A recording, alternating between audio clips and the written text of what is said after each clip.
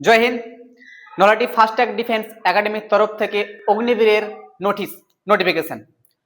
সম্ভবত আমরা Indian army Agniveer নিয়োগ প্রক্রিয়া 2026 সম্পর্কে একটু বেসিক তথ্য জানবো। যেমন হচ্ছে যে বয়স কত প্রয়োজন, বেতন কত পাবো, যোগ্যতা কি লাগবে, ফর্ম ফিল আপ কবে থেকে শুরু, A to Z আমরা তথ্য জানবো। তো চলো আমরা শুরু করি।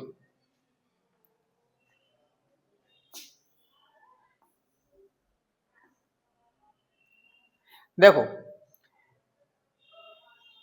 ইন্ডিয়ান আর্মি চাকরি পাওয়া খুব সহজ তুমি যদি পরিশ্রমী হও।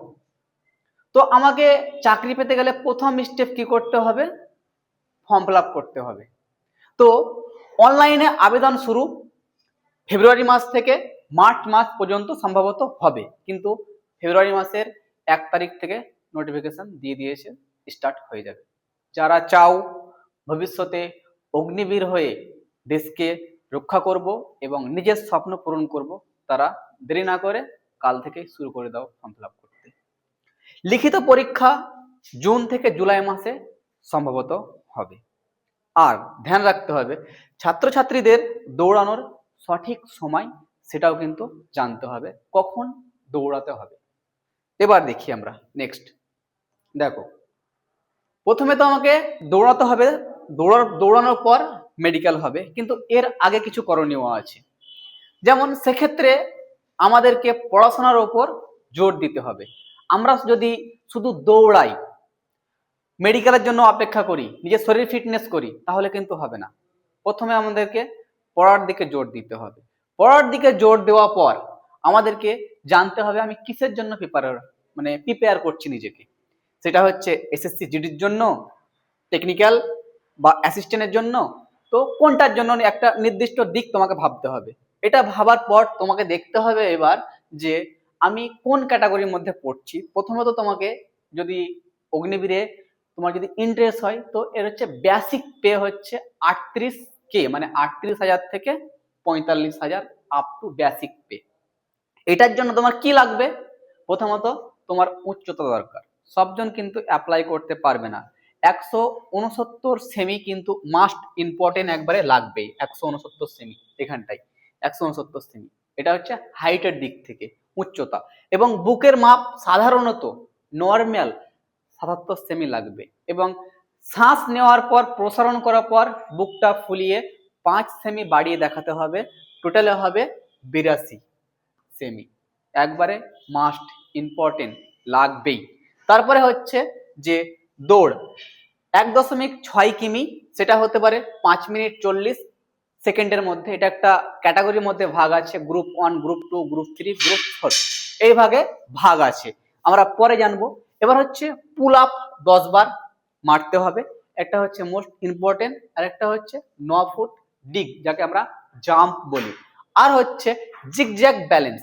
আমরা জানি ছোটবেলা থেকেই যে এরকম ভাবে উঁচু নিচু থাকবে, এরকম ভাবে উঁচু নিচু থাকবে, এর ওপরে হেঁটে নিজেকে ব্যালেন্স করে দেখাতে হবে।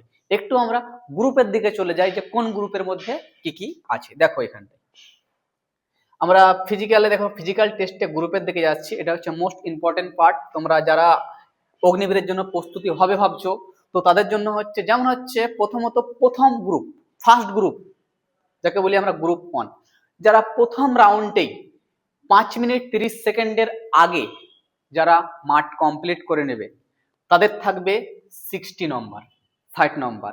এবার 10 পুল মারবে, যারা টানবে 10, তারা কিন্তু পাবে 40। তাহলে 40 আর 60 হয়ে যাচ্ছে, তুমি 100 নম্বর কিন্তু পাই যাচ্ছ, তোমার কিন্তু কনফার্ম অগ্নিবীরে। এবার যারা দ্বিতীয় রাউন্ডে, দেখো গ্রুপে যারা 5 মিনিট 31 সেকেন্ডের পরে 5 মিনিট 45 সেকেন্ডের মধ্যে যারা ঢুকেছো, মাঠ কমপ্লিট করেছো, তারা নাম্বার পাবে 48, 48। এবার পুল তারা কিন্তু 9 বার মারতে পারে, যারা 9 বার মারতে পারলো তারা কিন্তু পাবে 33। তাহলে 48 আর 33 যদি যোগ করা হয় তাহলে কত হচ্ছে? এখানটাই হচ্ছে 5, হচ্ছে টোটাল হচ্ছে 38, হচ্ছে 8 5 আর 11 1 হাত থেকে 1 4 5 হচ্ছে কত হচ্ছে এখানটায় যোগ করলে পরে 11 হাত থেকে 1 4 আর 3 7 8, 81 নম্বর। তোমাকে যখনই দ্বিতীয় রাউন্ডে তুমি চলে যাবে তখন তোমাকে কিন্তু তোমার সিবিটি টেস্ট হবে, সেদিকে তোমাকে ভালো হতে হবে, সেদিকে তুমি নম্বরটা মেকআপ করতে পারবে।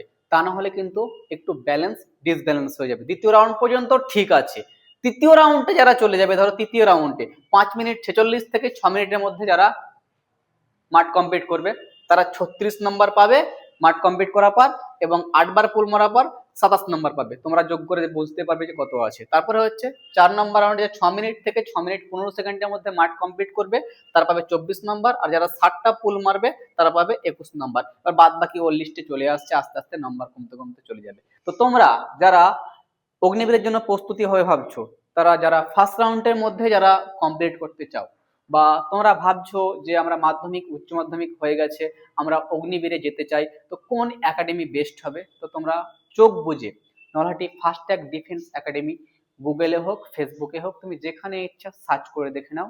আমাদের পুরো পশ্চিম বাংলার মধ্যে 1 নম্বরে আমরা আসব। তোমাদেরকে যেমন অগ্নিবীরের জন্য তোমাদেরকে মোস্ট ইম্পর্টেন্ট পড়াশোনা করতে হয় হচ্ছে জেনারেল নলেজ, জেনারেল সায়েন্স, আর হচ্ছে ম্যাথ আর রিজনিং। আমরা এই সমস্ত সাবজেক্টের টিচার ডবল দ্বারা আমরা পড়াই। আর তোমরা যারা ভাবছো যে আমাদের এই এখানটায় কত নম্বরের এক্সাম হবে, টোটালে তোমাদের 100 নম্বরের এক্সাম হবে। তার মধ্যে হচ্ছে 30 নম্বরের আসবে জেনারেল সায়েন্স, 30 নম্বরের আসবে জেনারেল নলেজ, আর হচ্ছে 30 নম্বরের আসবে ম্যাথ, আর 10 নম্বরের আসবে রিজনিং। টোটাল হচ্ছে 100 নম্বরের। এবার যারা ভাবছো আমরা মাধ্যমিক দিয়েছি আমাদের নম্বর কত পার্সেন্ট লাগবে, তোমাদেরকে বেসিকলি নম্বর পার্সেন্ট লাগবে 45%, কিন্তু 5টা সাবজেক্টের মধ্যে যদি 33% নম্বর থাকে তাহলে তুমি এলিজিবল অগ্নিবীরের জন্য। তাহলে নিজের স্বপ্ন পূরণ করার জন্য আমাদের ফাস্ট্যাগ ডিফেন্স একাডেমির নম্বরে যোগাযোগ করতে পারো। তুমি যেরকম ভাবে ইউটিউব হোক ফেসবুক হোক আমাদেরকে তুমি সমস্ত রকমের সাহায্য আমাদের একাডেমি থেকে পেতে পারো। জয় হিন্দ।